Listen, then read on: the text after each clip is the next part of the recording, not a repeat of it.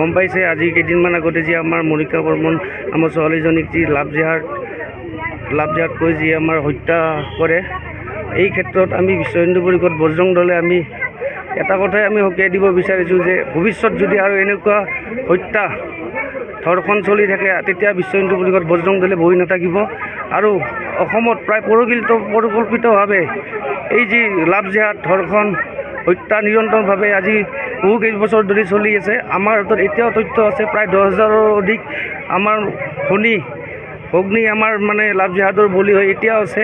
প্ৰতিদিনে আমি আমাৰ প্ৰতিখন প্ৰান্তত আমাৰ বজৰংগীসকলে আমাৰ বিভিন্ন ভাতৃ সংগঠনৰ পৰা আমাৰ ভনীসকলক উদ্ধাৰ কৰা যায়। সেয়ে আমি অসম চৰকাৰক আমি দাবী জনাইছোঁ এই যি লাভ জেহাদৰ যিখন আইন এইখন অতি সোনকালে আনিব লাগে আৰু যি হত্যাকাৰীক কঠোৰভাৱে শাস্তি দিব লাগে, ফাষ্ট ট্ৰেক আদালতত ফাঁচি দিয়াৰ ব্যৱস্থা কৰিব লাগে।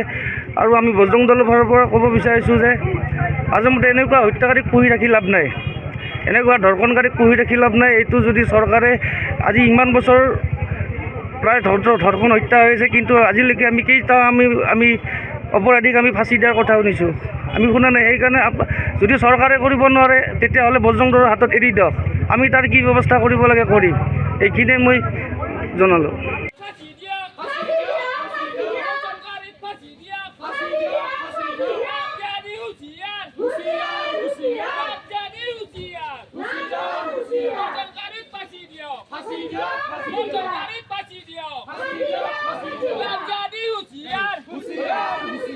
যিয়ে চলতে সৰুপেটাত মৰ্মৰ ঘটনা সংঘটিত হৈছে লাভ জেহাদৰ আজি এনেদৰে বিভিন্ন দল সংগঠনে প্ৰতিবাদ আপোনালোকে গম পাইছে যে আমাৰ সৰুপেটাত কেইদিনমান আগতে এটা হত্যাকাণ্ড সংঘটিত হৈছিল আৰু হত্যাকাণ্ডটোত আমাৰ আনন্দ বজাৰৰ ছোৱালী এজনে সৰুপেটা 15 বছৰ ধৰি ভাড়াতীয়া হিচাপে আছিল। তেওঁক হত্যা কৰি চিলিঙত ওলমাই থোৱা হৈছিল আৰু গোটেই বিষয়টোৰ ক্ষেত্ৰত আজি সৰুপেটাৰ সকলো দল সংগঠন একগোট হৈ আজি সৰুপেটাত আমি এটি প্ৰতিবাদী সমদল আমি আগবঢ়াইছোঁ।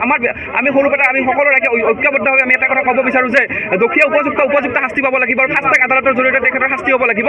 ইয়াৰ লগতে যে চৰকাৰখনক আমি এটা কথা ক'ব বিচাৰোঁ যে লাভ জেহাদৰ কথাটো চৰকাৰখনে কৈ আছে কিন্তু চৰকাৰখন আজি শাসনাধিষ্ঠ বিধায়ক থকাৰ পিছতে তেওঁলোকে লাভ জেহাদৰ বিৰুদ্ধে কোনো ধৰণৰ আইন প্ৰণয়ন কৰিব পৰা নাই। কিন্তু আমি এটা কথা স্পষ্টভাৱে তেখেতক ক'ব বিচাৰোঁ যে লাভ জেহাদৰ বিৰুদ্ধে তেওঁলোকে এখন কঠোৰ আইন প্ৰণয়ন কৰিব লাগে, যিখন আইনৰ জৰিয়তে লাভ জেহাদ যিসকলে কৰে তেওঁলোকে হোৱাৰ লগে লগে তেখেতক শাস্তি দিয়াৰ ব্যৱস্থা কৰিব লাগে। গতিকে আমি আজি অসম চৰকাৰক আমি এটা কথা ক'ব বিচাৰোঁ, বৃহত্তৰ সৰুপেটা অঞ্চলৰ ৰাইজ বিভিন্ন দল সংগঠনসকল একগোট হৈ এটা কথা ক'ব বিচাৰোঁ যে আমাৰ যিজন ব্যক্তিয়ে আজি দোষটো কৰিছে তেখেতে ফাষ্ট ট্ৰেক আদালতৰ জৰিয়তে তেখেতে দোষী সাব্যস্ত হ'ব লাগে, ফাষ্ট ট্ৰেক আদালতৰ জৰিয়তে তেখেতৰ ন্যায়টো আগবঢ়াব লাগিব। আৰু আমি যিহেতু পৰিয়ালটো তেওঁলোকে আৰ্থিকভাৱে ইমান টনকিয়াল নহয়, গতিকে তেখেতৰ পৰিয়ালটোক আমি সহায় কৰিবৰ কাৰণে আমি সকলো দল সংগঠন একগোট হৈছোঁ। গতিকে আমি এটা কথা ক'ব বিচাৰোঁ যে বিধায়ক ডাঙৰীয়া হওক, অসম চৰকাৰৰ মন্ত্ৰী ৰঞ্জিত দাস ডাঙৰীয়া হওক, তেখেতসকলে তেওঁলোকে আজিলৈকে আমি গম পাইছোঁ তেখেতৰ ভূমিয়ে যিহেতু চৰকাৰী ভূমি নীতি আইনৰ অধীনত তেখেতক ভূমি প্ৰদান কৰিব লাগে বুলি আমি অসম জাতীয়তাবাদী যুৱ ছাত্ৰ পৰিষদ তথা আমি বৃহত্তৰ সৰুপেটা অঞ্চলৰ ৰাইজ আমি তেওঁলোকক দাবী জনাইছোঁ যে তেওঁলোকে থাকিবলৈ ঘৰ প্ৰদান কৰাৰ লগতে তেখেতক ভূমি প্ৰদান কৰিব লাগে বুলি আমি দাবী জনাইছোঁ।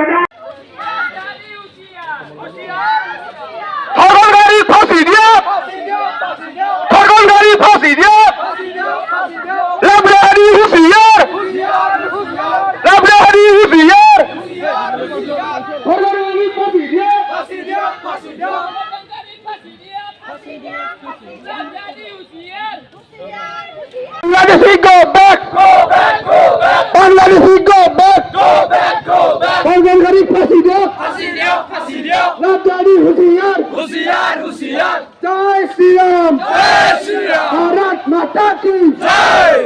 जय हो! जय हो! जय हो! जय हो! यार कैसे बना भी नहीं गया बस